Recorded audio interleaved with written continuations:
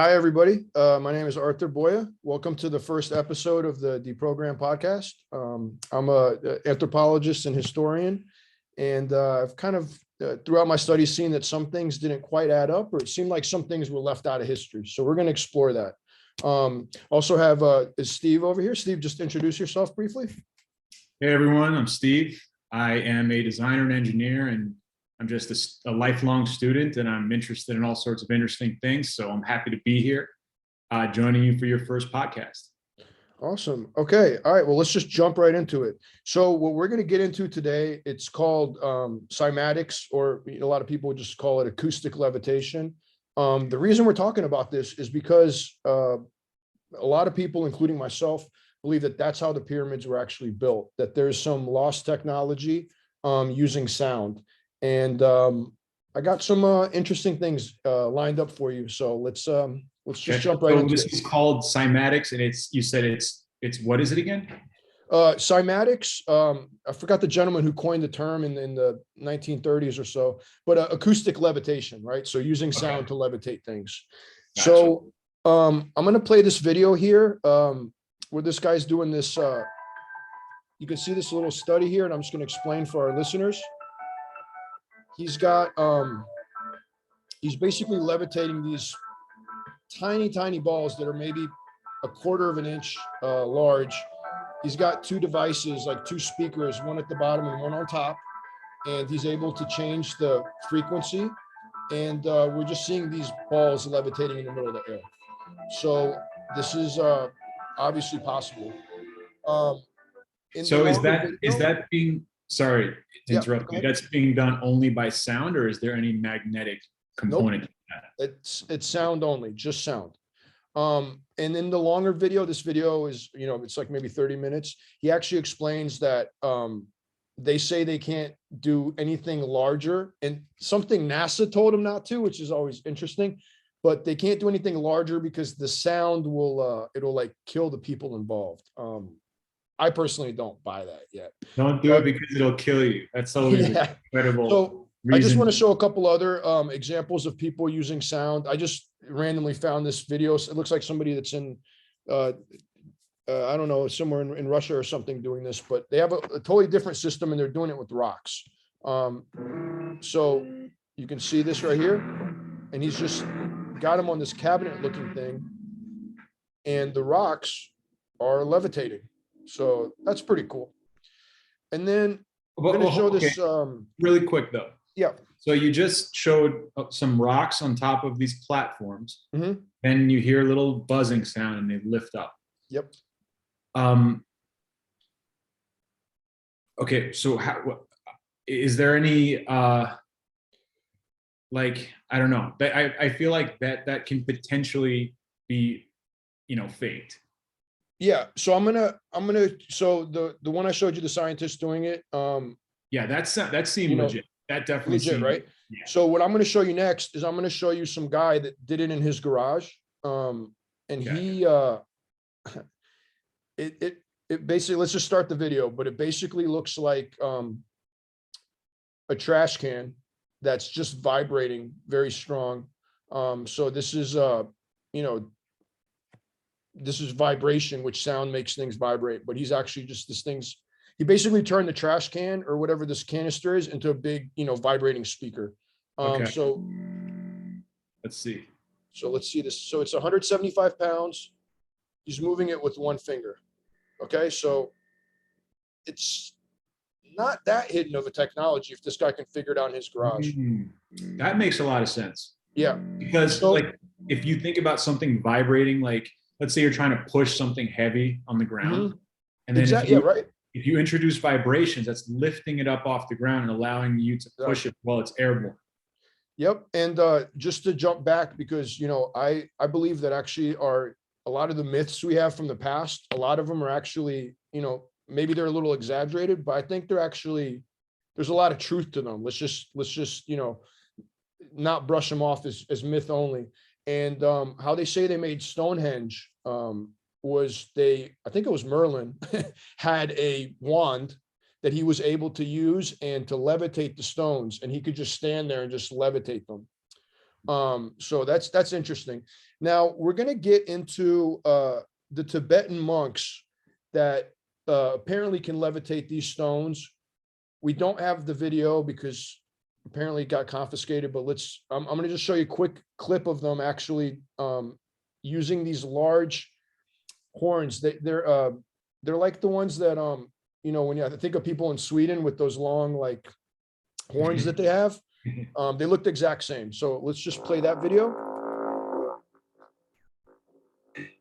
So you can see those Tibetan monks. They're well, what was that? Hold on. What was that? Can you go back to the video with the monks? Yeah. So it's just, he just has like a 2-second clip. That's kind of why it's. Oh. Okay. You hear that? Actually, let's do that again. You hear the sound of the Tibetan monks, and then the guy in the garage. It's kind of similar, right? Well, yeah, it sounds like he's just like farting, to be honest. Yeah, it does kind of sound like. But yeah, they're both they're both low pitch vibrations. Exactly. So I'm going to just read a quick excerpt here. So basically, there is a book called Bridge to Infinity, and this Swedish doctor who studied at Oxford, Dr. Jarl, he was studying at the Egyptian pyramids in 1939, and he made a trip from Egypt to Tibet.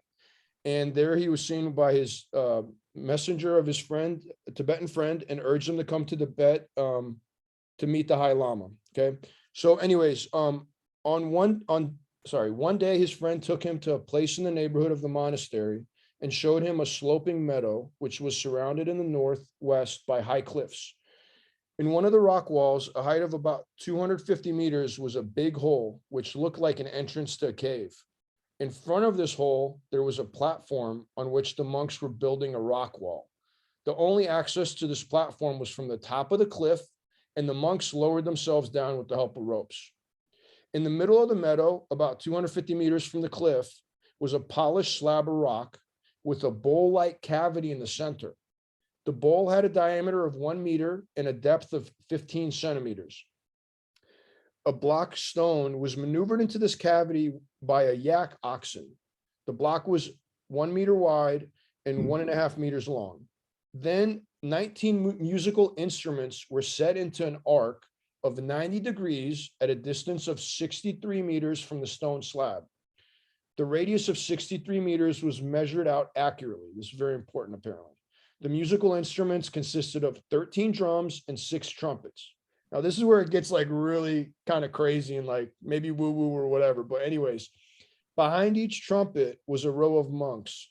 When the stone was in position, the monk behind the small drum gave a signal to start the concert.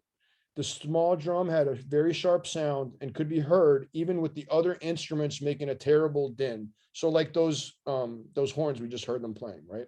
Mm-hmm. All the monks were singing and chanting a prayer, slowly increasing the tempo of this unbelievable noise. During the first 5 minutes, nothing happened. Then as the speed of the drumming and the noise increased, the big stone block started to rock and sway. And suddenly it took off into the air with an increasing speed in the direction of the platform in front of the cave, 250 meters high. After 3 minutes of ascent, it landed on the platform.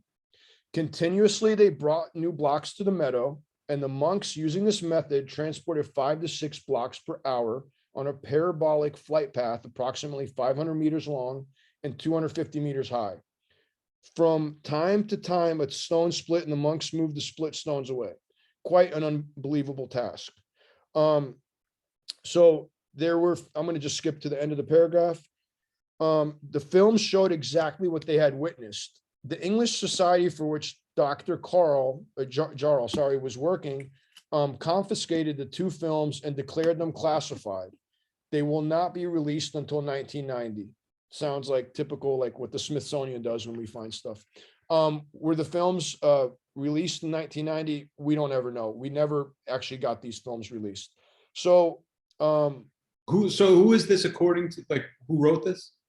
So this is in a book called The Bridge to Infinity from Bruce Cathy.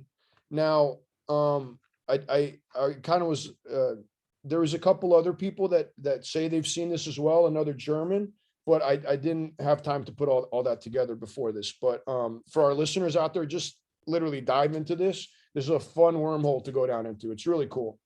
So I just want to show you here is actually the image of how they lined up.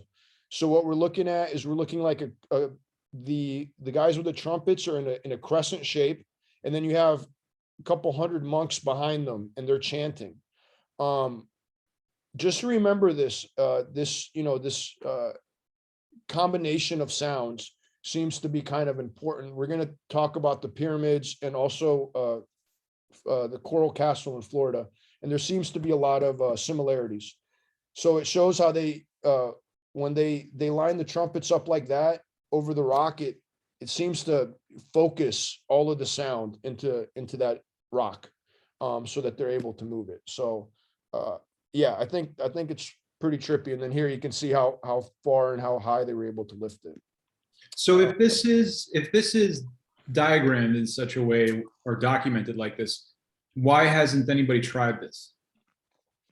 I think, look,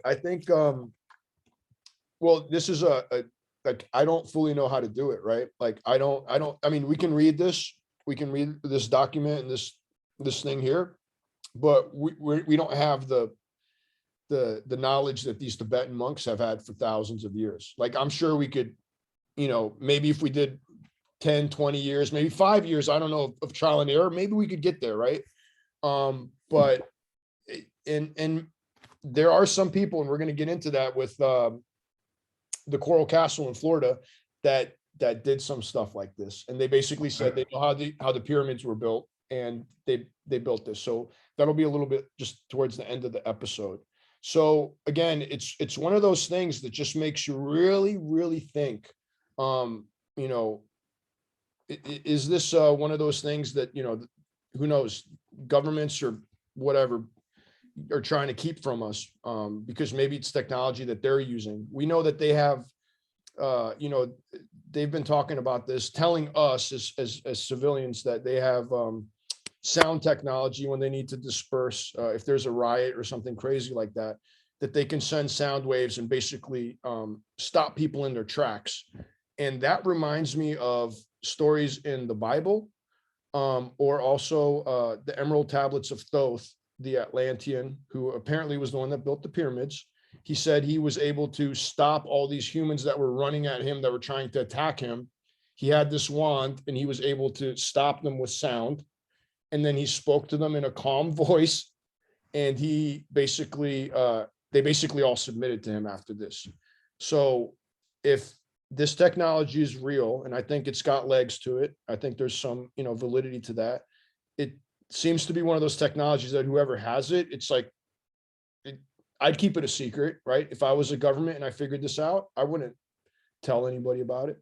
Why though? Like, why would they not tell anybody about that, but they'd tell people about nuclear fission and fusion? And well, same reason that they don't tell us about a lot of stuff. Like,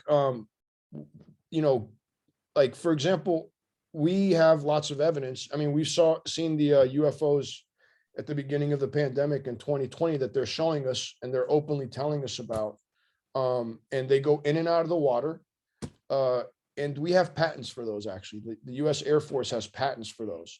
So they're saying we don't know what they are, but maybe our military doesn't, but the secret military does, so I think there's different levels. We obviously can't know everything about it, but it just, I can understand, like, if it was like a really, advanced weapon system or a propulsion system, like what you're seeing in those UFO videos.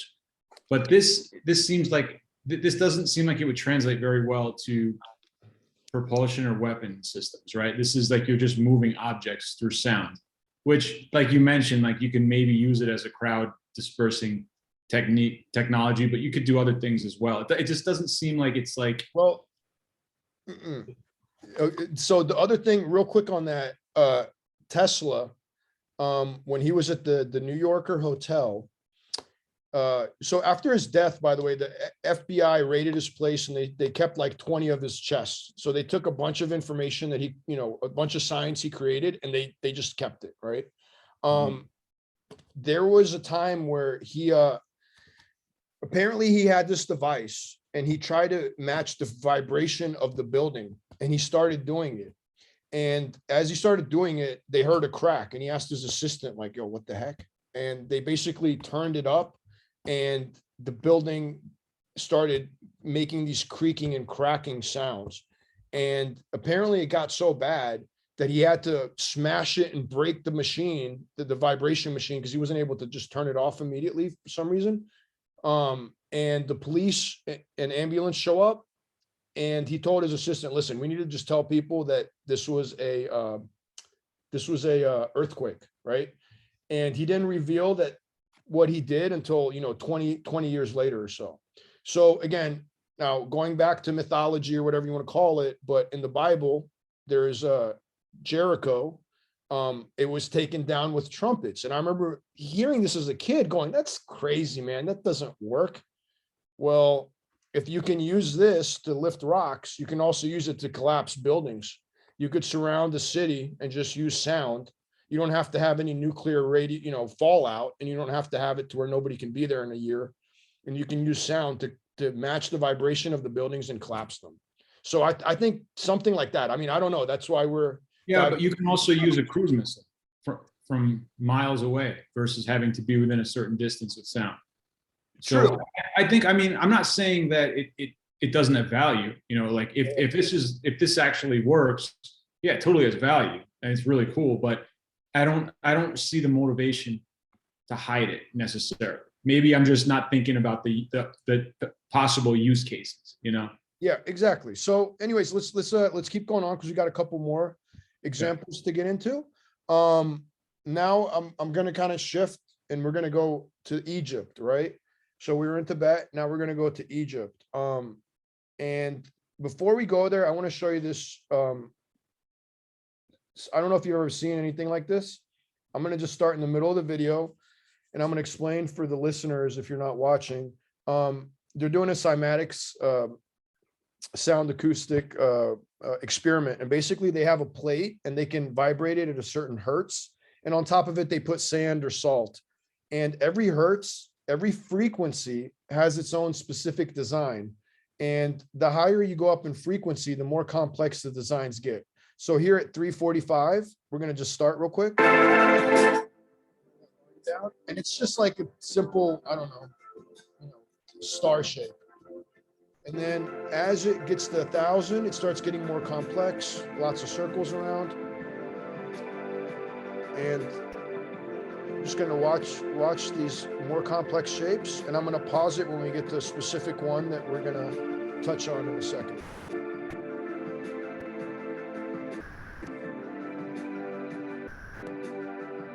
So the shapes are getting more complex. So we're almost there. I think this is the one. Yep. So this particular shape looks like, for our listeners, looks almost like a cross. And then from each corner of the cross, like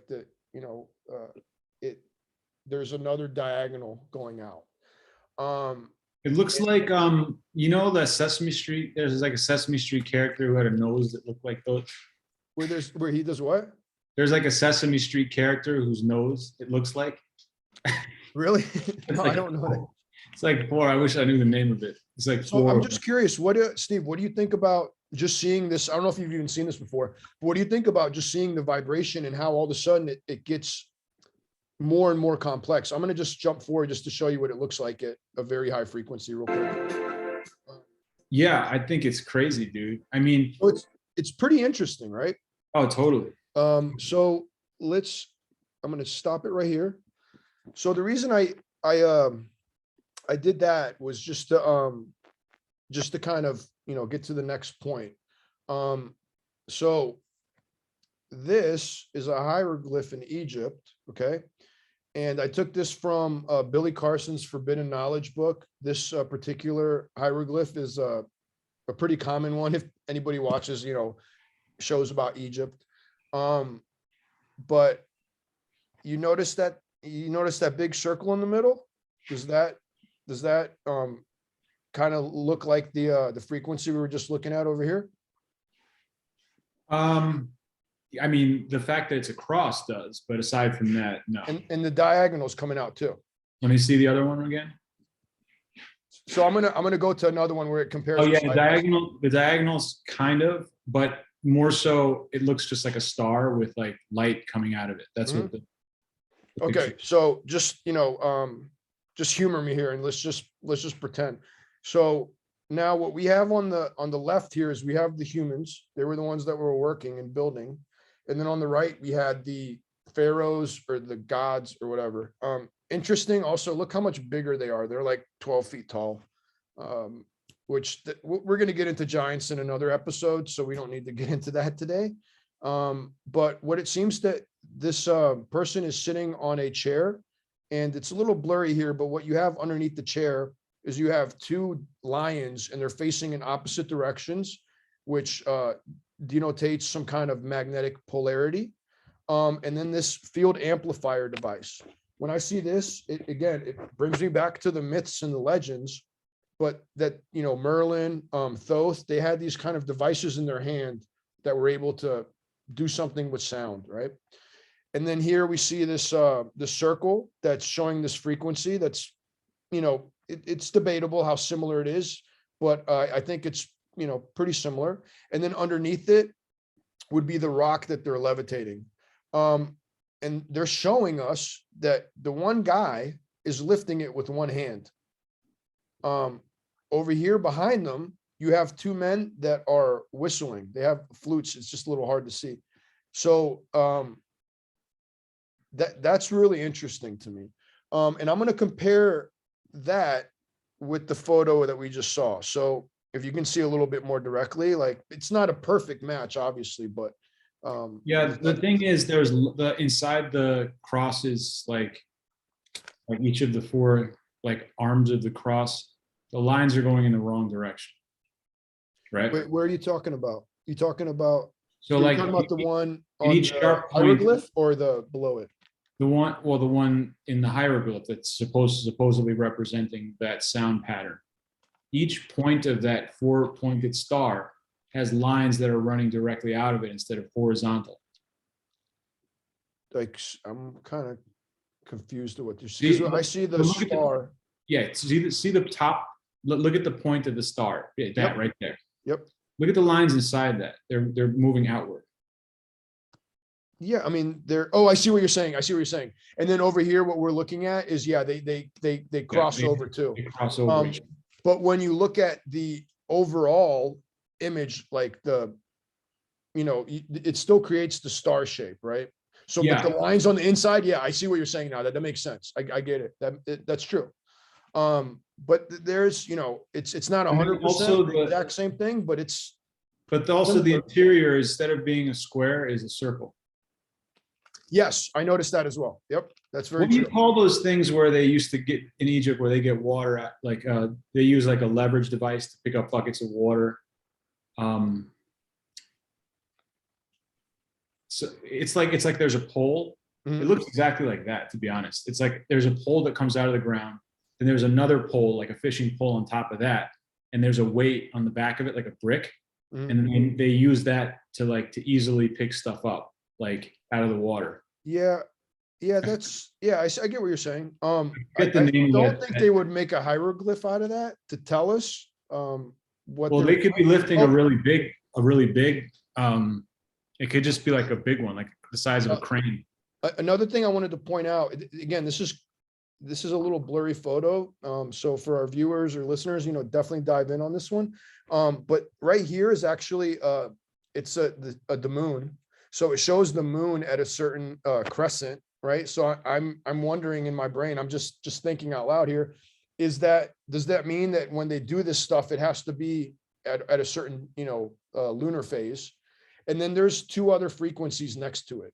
that match this frequency, if that's what we're looking at, right? So,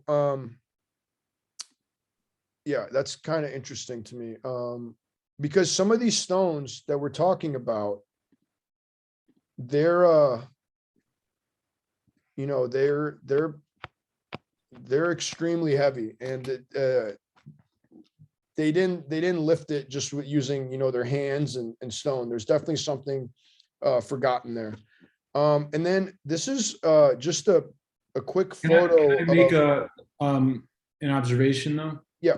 Well, actually, on the topic of, we don't know how they did it. I totally agree. But if you like those stones, like, could be also moved by using rollers and elephants. Maybe. I mean, some of these stones are, they're not just, so a lot of them were 2.5 tons, but some of them were a lot bigger. So there's also ones in, again, on the other side of the world that were 1,000 tons. You got a 1,000 ton stone, single stone in Peru. Yeah, that's on top of a mountain. They don't have elephants. On top of a mountain, right? Yeah, how did that thing get there? Yeah. Like, how would we get it there today? Like, yeah, we could probably do it, but man, the amount of money and energy and they had tons of these rocks up there. Yeah, that to me is more perplexing. Like, the pyramids, like, it could be explained in many ways, but an elephant is 20,000 pounds. So like, you know what I mean? Like 5, 6. Yeah. But it's yeah. So, I mean, these are explained in many ways, but the ways they also explain it doesn't make sense. And then the pyramid, where they a lot of times they say there was a ramp that came up to the pyramid. Well, that ramp would have to be bigger than the pyramid itself. And then other people say that they built ramps around the pyramid. I've heard even another theory that the ramps were inside of the pyramid at a 7-degree angle. So, I mean, that's kind of the purpose of this podcast, is just like kind of piquing people's curiosity as like, hey, what's going on here, you know? So another quick photo I want to show you is, this is down in Florida. It's called the Coral Castle. Okay. It was built by a guy that was, he was like 5'2" and 100 pounds, frail old man. He built this completely by himself, and all the locals and even the kids would try to like sneak over and see what he was doing, but he worked in complete privacy. All they knew was that they would hear whistling. So that whistling brings me back to Tibet and brings me back to the Egypt thing. So I think that's interesting. Yeah. And another thing that's interesting about him is that he used this somehow as well. And when I see this, we're looking at basically a massive tripod that's probably about 40 feet tall. And he was combining whistling with that. When I see that, it reminds me of, you know, seeing this thing it's lifting. If this is what they're showing here, if they're showing levitation with ropes here and something holding the ropes, it seems very close to this device here, this tripod. But why would they need the purpose of holding it, you know, assisting a little bit? Because the goal isn't it's not make it weightless, as we saw the guy in the garage. The goal is to significantly reduce the weight, right?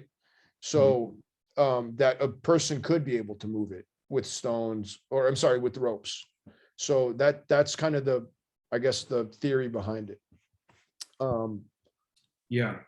And then I think the demonstration the guy made is the most compelling from what I've seen so far. The guy in the garage, right?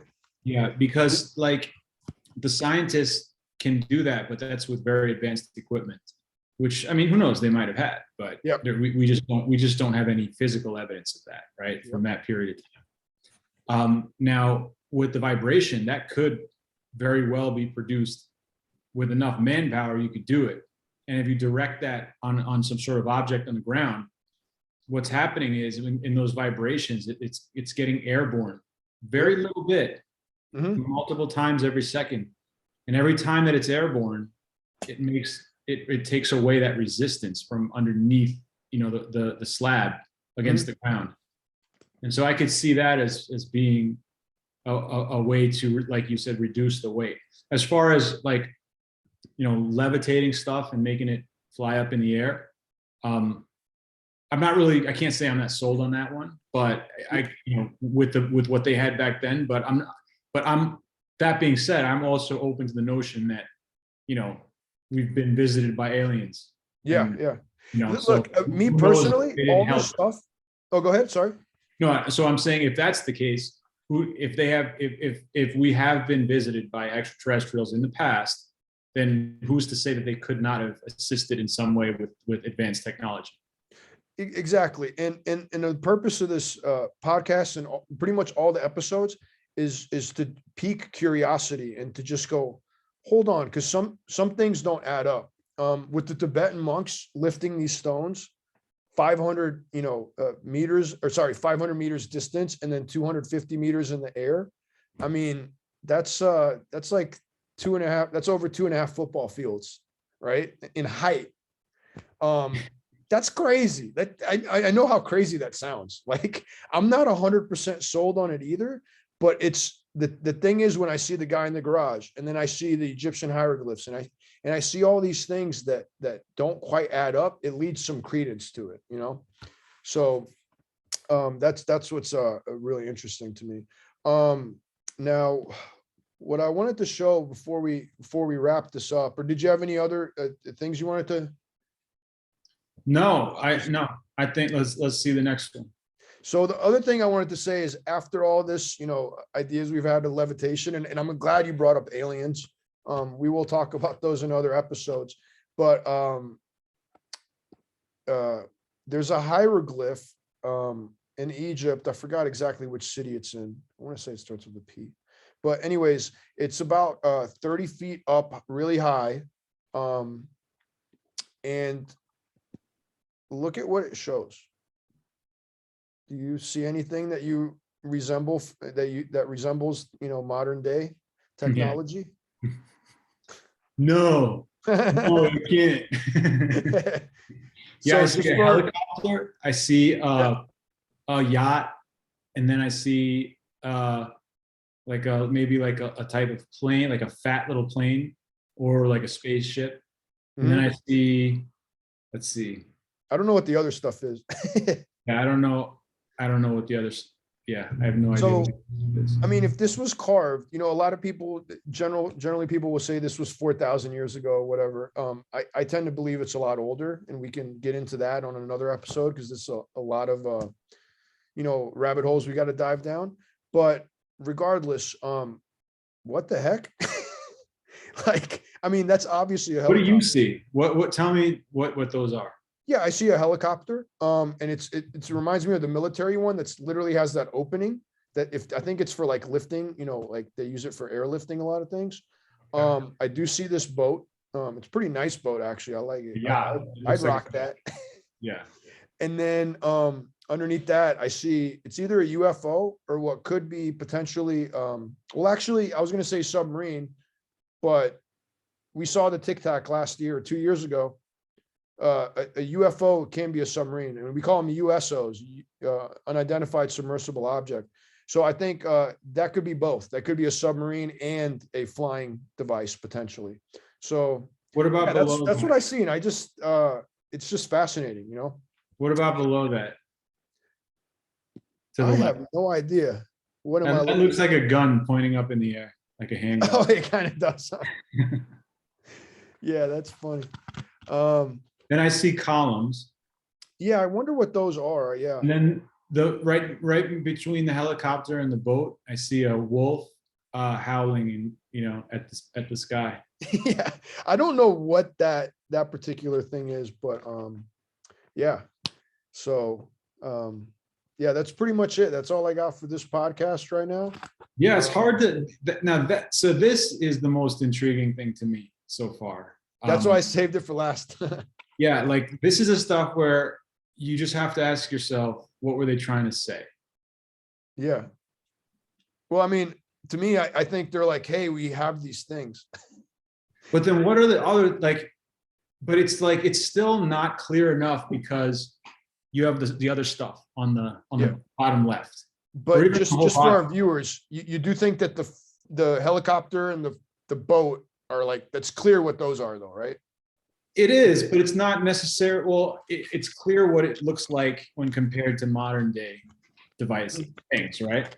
Yes. But then it's like the boat could very well be a building, Mhm. you know? And So- that's the thing that's getting me to think is it's like, I don't know, like it looks a lot like modern day stuff, but then like, you know, some of it doesn't. The UFO thing looks like, I mean, I don't know, that could be anything. That could be a fucking salad bowl with a, you know, a serving with some tongs halfway in. You see that? It looks like a serving bowl, and then you have a pair of tongs on the end of it. Yeah, so I'm gonna show you one more thing before we finish here, and it's called the Shikara bird. They found this in I've seen that. yeah, you've seen this, right? So Yeah, this is another part of the world where they also had what the heck? This is not the one I'm looking for. I spelled it wrong. That's, oh, come on, man. Just do Egypt. Do like, okay. Yeah, I'm gonna just zoom in on this so I think people can see that fine. So this is what they found in it was found in it was in Egypt. For some reason I thought this was in the Mayan Empire. But yeah, so this was in Egypt. And again, it looks kind of like a bird made out of wood. The top of it though has completely straight wings, not like a bird, so more like an airplane. Now, the interesting thing is they've made models of this and it flies. It's perfectly aerodynamic and it flies. Yeah, but that I can make anything fly. Like I'm good with, you remember I'm good with like making planes and stuff. Like I can make but what I'm saying is we think that you know, all these things, all these technologies that we have today are brand new. And I'm trying to pique people's interest to going like, wait a second, maybe it's not all brand new. Maybe some of this stuff has been around for thousands of years. So and we lost it. I feel like we've lost, like we were at a higher level of civilization and then we fell. Well, we've done that a few times. That's not new. We've done that a few times in history, right? Like exactly. That's what I'm getting at, basically. It's not even debated. Like we've went through dark ages. Like that. That's a known thing in human history. The thing is, like with this bird, though, I've seen this before, and you know, it was an entertaining topic for ancient aliens and stuff. They're like, you know, they'll bring up the talking points of the wings look different and it's perfectly aerodynamic. But the reality is that, like, if you want, like, there are many things that are aerodynamic. If you just reproduced that by itself and didn't give it ailerons or flaps on the wings and you didn't position them accordingly and you didn't give it a propulsion system, it's not just going to fly. That's actually not true. They actually built it exactly to scale, and they put a little engine on it, and they were able to fly it. No, it's not. It's not. They had elevators, and they also had.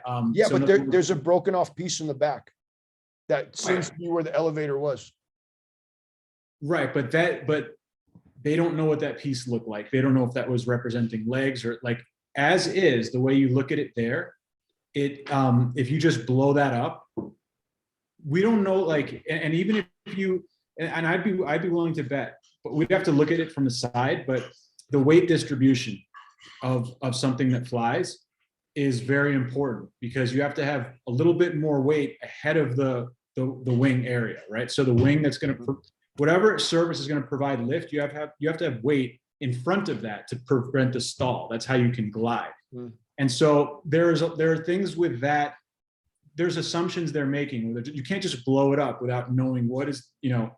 Well, I mean, it doesn't work. I've heard that argument. I could tell you that's not accurate because let me give you an example. You can give me a pizza box, just a flat pizza box. And all I need is an electric motor, a power source, and a way to control the flaps. And I could make that fly straight up. Yeah. And a pizza box wasn't designed to do that. So what I think this is, if you ask me, I think that it's possible that the Egyptians made little gliders. That's not inconceivable. That's not even high tech, right? Kids in elementary school can make a paper airplane. Yeah, no, it's a very good point. But you know, when you tie it in with all the other stuff that we are just fascinated, how the heck did they do that? Why do they have hieroglyphs of helicopters Yeah, that Like, that why to do me they, so, is more confusing. so yeah, like I get it, but get back to the Sakara bird, the, something was broken off in the back. And I mean, knowing what we know today, like with, airplanes, it makes sense that a, scientist would go, hey, something broke off. They probably had an elevator back Yeah, there. it I could think have that's a been pretty totally. accurate guess, is what I'm trying to get at, I Yeah, guess. it could, and that very well could have been, but we don't know the shape of it. We don't know a lot about it. And the thing is, let's say that it was a wing, right? Well, that would only suggest that they figured out how to make a glider, which Yeah, is yeah, cool. no, true. Again, these are all clues, right? I'm only bringing, I'm not, there's nothing that's a hard conclusive evidence.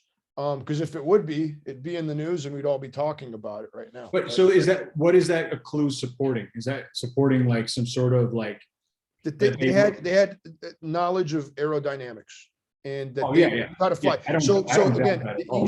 Egyptians were thousands of years old, and I remember when they were talking about the Renaissance, and like Leonardo da Vinci had designs for a helicopter, and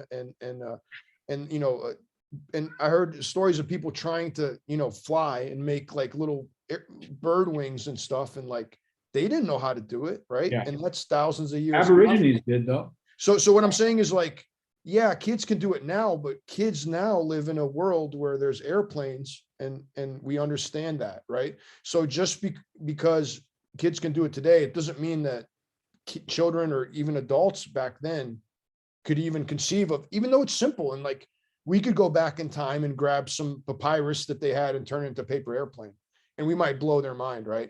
So it's yeah, it's just one of those mysteries, that we just we got to keep searching, So Yeah, no. And when you talk about like like ancient, civilizations having knowledge of like aerodynamics, look at the Aborigines and boomerangs, right? yeah, that's a very good point. That's a very good point. But it doesn't necessarily mean that they knew how to fly or do whatever. So Very true. Very true. Good point, man. Yeah, I like this. This two-sided view of it, because it's very good for people to look at everything with an open mind, and also at the same time look at, is this possible, and also be a little skeptical. You can't just believe everything you see. You know what I mean? You have to question everything. So I think that's really important. So yeah, that's pretty much it. I think that wraps up our first episode. Unless you got anything else you want to? No, I'm good. I'm good, man. Awesome, man. Yeah, thanks so much, Steve, for joining me for this first episode. And I hope our viewers and our listeners enjoy it. And we got more topics that we're going to delve into, and they're all going to be, I guess you want to call them mysteries, and we're going to try to present some evidence that'll open up some, doors in your mind and make you kind of think twice about stuff. And we'll let you guys decide. So thanks again for joining us, and we'll have another podcast here shortly. So thanks again, everybody. And thanks again, Steve. Take care. Yep. All right, man. All right, bye.